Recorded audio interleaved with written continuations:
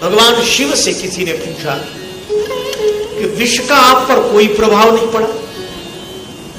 शिव जी बोले, विष आया बाहर से और राम थे मेरे भीतर, उधर से आया विष, इधर से मैंने कहा राम, तो विष में राम मिल गया तो विश्राम हो गया।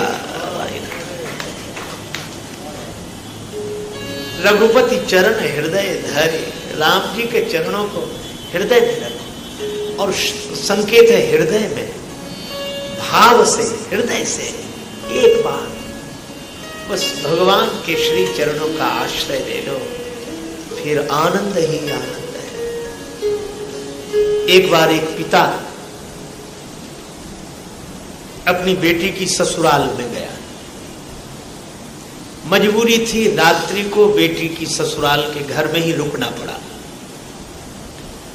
शाम हुई, बेटी ने कहा पिताजी भोजन कर लीजिए, जल पी लीजिए। पिता बोला कि नहीं बेटी, एक दिन की बात है, भूखा रह जाऊंगा, पर यहां मैं भोजन नहीं करूंगा। क्यों? उनकी धार्मिक मान्यता यह थी कि बेटी के यहां अन्न जल ग्रहण नहीं करना चाहिए।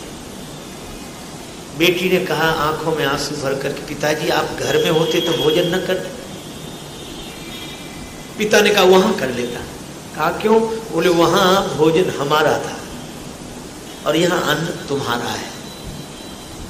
बेटी ने बहुत समझाया, पर अपनी धर्म निष्ठा की कठोरता के कारण पिता विचलित नहीं हुए।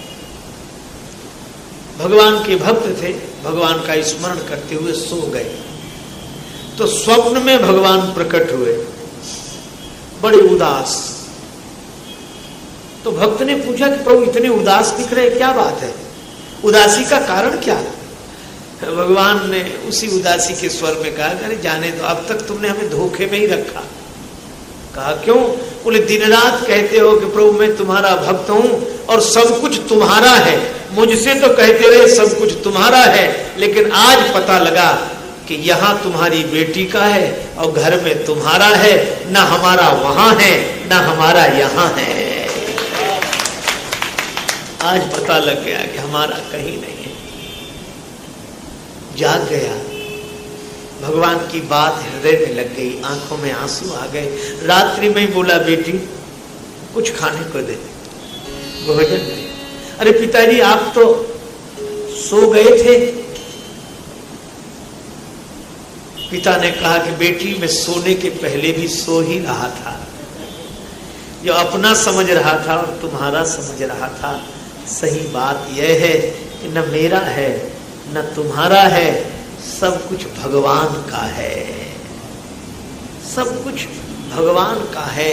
तो संसार में रहना बुरा नहीं है, पर संसार को अपना मानकर या किसी और का मानकर रहना इसलिए उचित नहीं है।